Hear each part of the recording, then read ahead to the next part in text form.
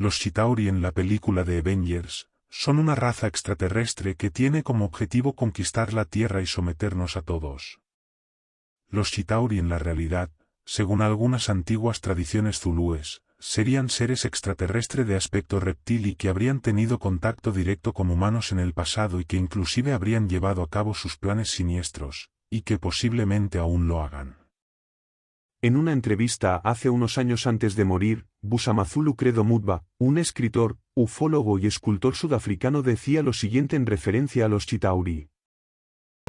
Say, I have seen the Chitauri. I have smelled them.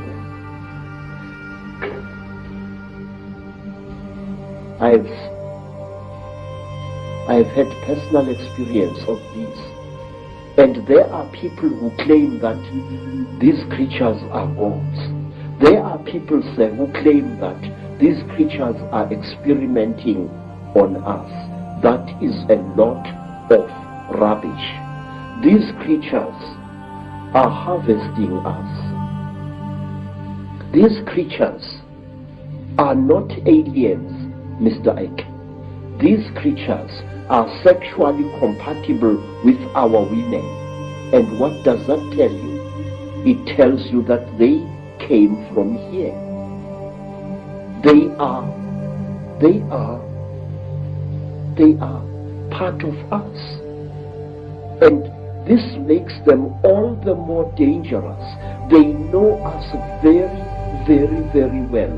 They know the great weaknesses of our minds, just as they know the great strengths of our minds. They operate in what I call the gray area of human existence, that side of our lives which we don't want to acknowledge the existence of. They create, African tradition says that the Chitauri where they engaged God himself in a terrible war, and God defeated them, the real God, Nkulunkulu, the creator. God defeated them, and he closed their mouths so that they are unable to talk or to eat food anymore. But we are told, sir, that the Chitauri fatten on the energy that we human beings give them. They make us to fight each other. And when the whole land is drowning in death and fear and terror, when hundreds and hundreds of people are angry and afraid, the Chitauri get fat because they eat that what we call the dark power, which is brought about when human beings destroy the planet on which they live. They feed off human emotion. Yes, sir. Very, very intense human emotion. We are told, for example, that if you see a Chitauri walking through the bush or just standing there and looking at you, and you are accompanied by your wife or your girlfriend, you must immediately make love to that girlfriend and release as much emotion as possible, and the Chitauri will be pleased and will walk away from you and not harm you. And another thing, sir, we are told that the Chitauri eat energy which is generated when hundreds of human minds or one human mind starts thinking at certain levels. We are told that the Chitauri want us to think at certain levels. Certain wavelengths. Yes, sir. And they reward us with long life. May I ask you, sir, have you ever thought, as a thinking person, why is it that in the great universities of this world you find professors who think at certain levels and who live unnaturally long lives? Albert Einstein, Raymond Dart, Robert Broom, all these professors live a long, long time.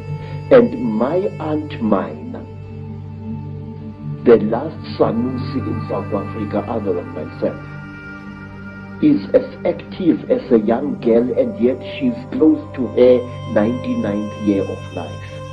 My stepmother, Rose, she has lost nearly all her children, and she is still alive. Extreme longevity is the reward with which the Chitauri reward you if you think at certain wavelengths. The description of your abduction clearly is describing what has become known as the Greys, what I think is also known by some as the ant people, the grey figures with the big black eyes. How do you think they connect in with the openly reptilian? And do you think that the black covers of the eyes are covering some kind of reptilian truth? Say, the so-called grey aliens are actually the lackeys and the servants of the Chitauri. If you see a Chitauri and you see this, there is very little racial difference. In fact, I will even go so far as to say this, that these creatures are actually the offspring of the Chitauri. The way they gather substances from human beings and from animals, the way they are the forerunners of the Chitauri in any place. And if you are very close to one of these creatures and you look into its goggle-like eyes, you will see round eyes, Mr. Ink, beyond this black goggle-like stuff. And these eyes are the real creature's eyes. Now let me tell you, there is in Lesotho a very strange mountain, a mountain called Leribe, Leribe. On this mountain, very amazing things happen after every 10-year or 20-year period. Now, not so long ago, an African farmer found an object near that mountain, an object which had crashed. And he was driving his tractor and he saw this strange object lying in the ground with tiny little bolts of lightning racing all around its edge. And the African walked up to the object, and when he wanted to touch it, a strange power struck him and sent him sprawling on his back to the ground. The African got onto his tractor and got out of there. What the African had seen had been a crashed UFO, a flying saucer. He described it very amazing. And he said that after a few days, there appeared what he said was a huge removal van, very big, accompanied by soldiers wearing black uniforms, goggles and berets. And these soldiers lifted the object into the van, and the van drove away. But when the people came to the site, they saw that something had fallen there, but they saw no heavy tires tire tracks of the vehicle that the man had described. Something had crashed there, had been removed, but there were no wheel marks of the heavy vehicle he had described. Now let me tell you something else.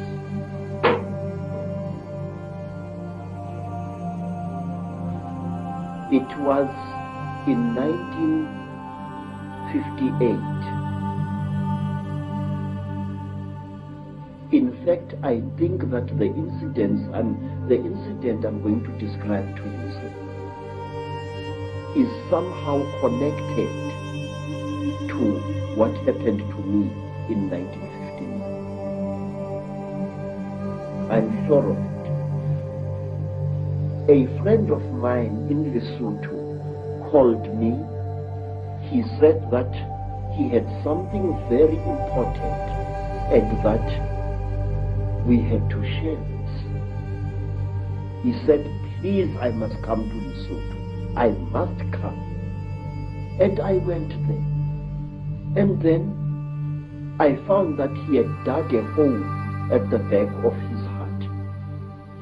And he asked me that he and I and his second wife should go into this hole on the night to come, and there to share something very, very holy. Well, we went down the hole. We used a broken ladder, and there inside the hole, we ate small pieces of something. He told me to chew these things very thoroughly, as they were quite hard. I still had teeth in my face at that time. And I chewed and I chewed and I chewed and I chewed. But I noticed that what I was chewing was some kind of dry substance, and that it had the same taste that you would feel in your mouth if you sucked a copper pen. It had that coppery taste, like as if you were sucking an old copper coin. And then we left the hole and we went into his house. And on the following day, we all became terribly ill, very, very ill. Our skins erupted into a rash. It was very, very painful. It was very, very itchy. We bathed with urine trying to take the itching away, but it failed. We bathed with sheep dip and it failed. And in the end, I could no longer breathe at all. My tongue appeared to swell many times its size. And then I got so sick I could barely open my eyelids. The skin was itching like mad and I could barely breathe. And as the days went by, it was about a week, but it seemed like 100 years. Slowly the rash subsided and my skin began to peel, as did my friend's skin and the skin of his wife. We were very, very, very sick. And when I could speak, I asked him, what was the thing that you gave me to eat? This is the thing that has made us so sick. Why did you do this, my friend? He said, look, what we shared was something that can only be eaten while you are hiding in a hole. And that thing is the flesh of a god. I said, God? He said, yes. I said, but I am sick now. He said, wait, you'll recover. You either die within 2 days or you recover. Now we are going to recover because we are still alive after 2 days. Mr. Ek, I can't describe to you what happened next. I wish you to imagine, sir, you are sick, weak, and feverish. Suddenly, you get stuck, staring, raving, laughing mad. We started laughing. Ha ha ha ha ha. It was utterly incredible. What had made us what had caused the laughter we did not know, but we laughed for hours, all 3 of us. And then, when our jaws couldn't laugh anymore, a new thing happened. My friend's eldest daughter gave us all water. And when I drank that water, my sense of taste was so heightened that I was utterly shaken. Ordinary water from a mountain spring tasted like, I don't know like what, like wine, like something out of I don't know where. My taste buds must have been souped up somehow. And then another feeling, which I cannot describe, fell over all of us. It was a feeling as if we were one with the entire universe. When I looked at a tree outside my friend's homestead, it was as if that tree was a multicolored living rainbow. When I looked at the mountain far away, my sense of sight was so intense that I could see colors beyond colors. I can't give you any other description. And then afterwards,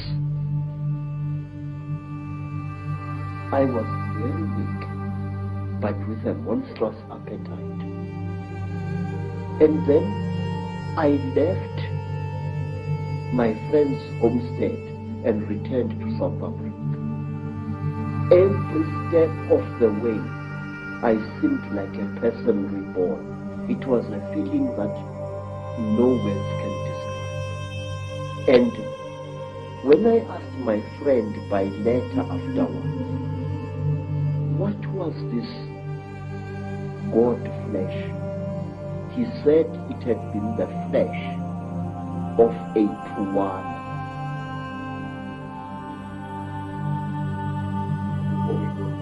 Yes. People who say that these things don't exist had better think again. They are tangible, they are smellable, and furthermore, they are edible if you are willing to take the risk. In Africa, we have an ancient custom whose existence many people deny today, that anything that claims to be a god should be eaten. There are places in Africa even now where if you are a spiritual person and you are sick, well, let me tell you what happened to me in the country today called Zaire. I got sick. I was undergoing yet another of my 7 initiations, and I fell sick from very bad running stomach. And I was so sick, everything that my friends, white friends and black friends could do failed to help me. And then one night, some of my teachers came to me and requested that since I was going to die, would I please allow them the honor of eating me after death. Now, sir, it's a very good thing to be invited to a dinner, but not when you happen to be part of the menu. And I recovered so quickly that I escaped from that area in one of their ramshackle buses, and I never went back. Thank you very much. Fear can be a wonderful medicine sometimes, and it was with me. Do you think, Credo, that those senses that you experience, that really heightened sense of everything, of oneness, of whatever, are the very senses that the Chitauri have manipulated out of us? I do think. I do very much. They were senses like no human being possesses. May I add, no human being possesses anymore. It was as if at one time a voice was speaking in my head, a very amazing voice. And after that, my powers of prophecy were intensified. This is what I think. We human beings are holier and more wonderful than we think we are. And I feel we lost something at some time in the course of our development, or shall I say, in the course of our manipulation. Credo, this is fascinating information, which I'm sure many people in the UFO research community will be very, very interested in. That is that these grey extraterrestrials, or grey figures, whatever they are, don't actually really look like that. They're almost in disguise. Yes, they are. And I will tell you why. Grey aliens have died in various parts of Africa. They have been killed, and they are very, very quick to recover the bodies of their friends which have fallen out of their crashed spacecraft. But sometimes African sangomas steal these bodies before they can be recovered. And believe me, sir, I have heard and I've seen that butchering a corpse of one of these creatures is extremely hard work. What you think is the skin of the creature is actually a tight-fitting costume that the creature is wearing. Under this grey costume, the creature, say, is pinkish white, like a freshly skinned animal, and its eyes are round with split pupils. These are goggles which the creature is wearing. Now, how do I know that? In order to dismember a creature like this, incidentally we call them mandindane in Zulu, which means the tormentors, the torturers. In order to dismember a creature like this, you need a brand new axe from the trading store, a heavy axe sharpened to a razor's edge in order to cut through the creature's skin. The creature's skin is not adhering to the flesh. You know, my skin is clinging to my flesh, yes, but the creature, there is a gap between the creature's flesh and its supposed skin. This is a material and not a skin. So the creature is actually wearing two garments. It's wearing a completely skin-tight garment which covers its entire body, and it is wearing an overall along these lines. Very often there are no gloves, and here, to cut up a mandindane, you need very, very sharp iron, and you have got to be a strong person even to reach its flesh. But once you have cut through the cover, the close-fitting cover, you can just open the whole thing and see the dead creature's flesh underneath it. Is it reptilian? Yes, it is I will tell you how the creature looks like without its gray skin. It is like certain types of tropical fish. It's like the belly of that type of fish that is fried in South Africa to make fish and chips. That gray fish, that long gray fish. The texture of its real skin is like that. But the blood vessels are very close to the surface. In fact, not so long ago, Mr. Ike, right here in South Africa, several hundred school children, some black, some colored, were terrorized by a creature they called Pinky Pinky, a creature which looked as if it had been skinned alive.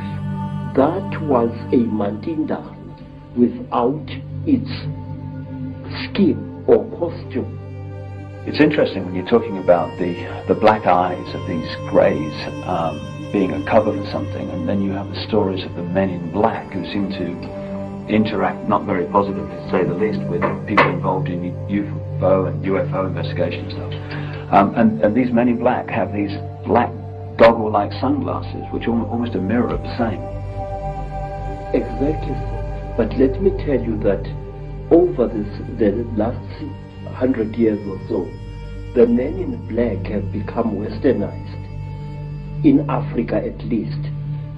In old Africa, if you killed a mandinda, one of these, you were visited by terrible beings who wore long black robes made of animal skin and deep hoods over their heads. And these creatures used to wear white masks with very, very terrible looking black eyes painted on them. They were called Izilo Zengu, the beasts of the blanket.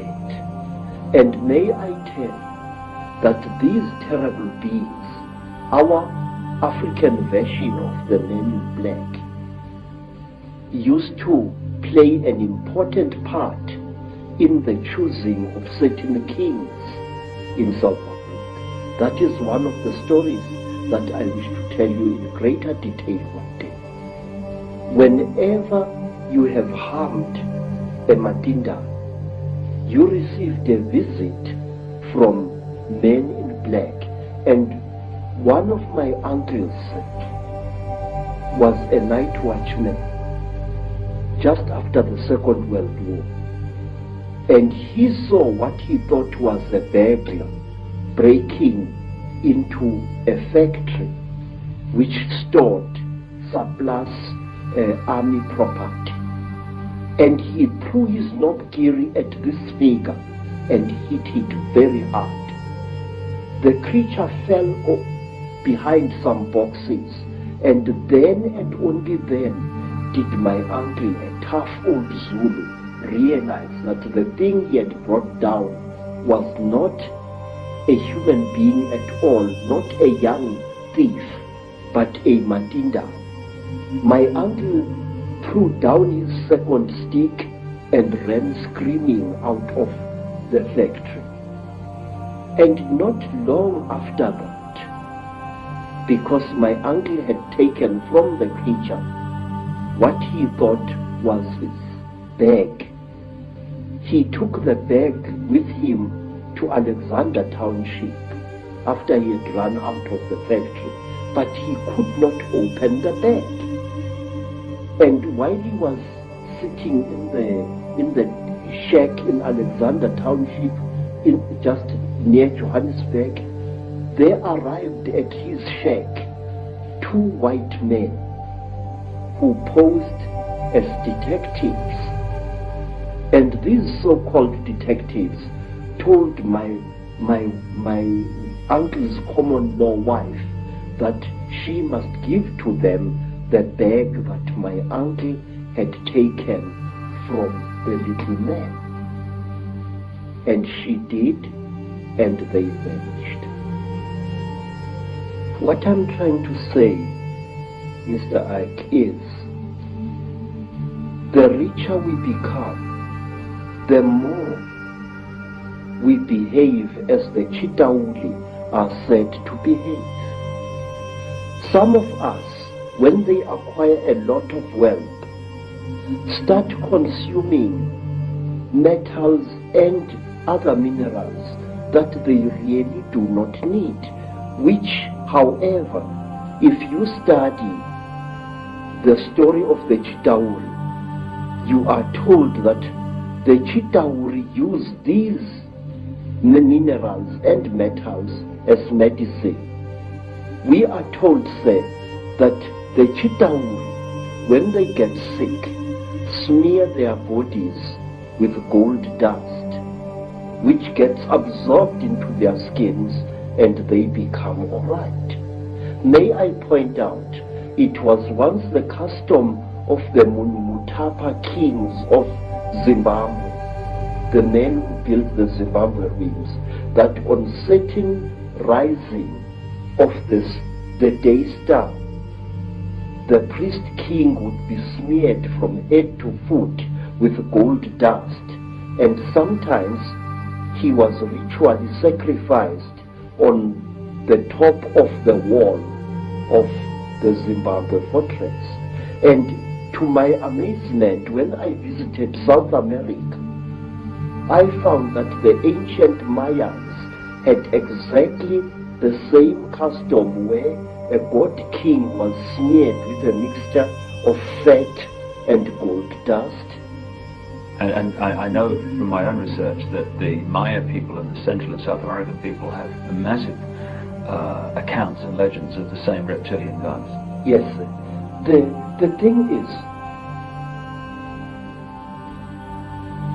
if you read the ancient stories of our people, or you listen to them spoken by the storytellers, you find that we human beings are somehow programmed to alter the world in which we live and render it uninhabitable to ourselves. We are told, say, by the griots of Nigeria, by the griots of the Dogon people, that at one time, a few thousand years ago almost, the entire Sahara Desert was not a desert at all. In fact, photographs have been taken of the certain parts of the Sahara from high up, which show ancient irrigation systems where there is now wind-blown desert. Questions: are we being used as instruments for the destruction of our own species? I say yes. The wealthier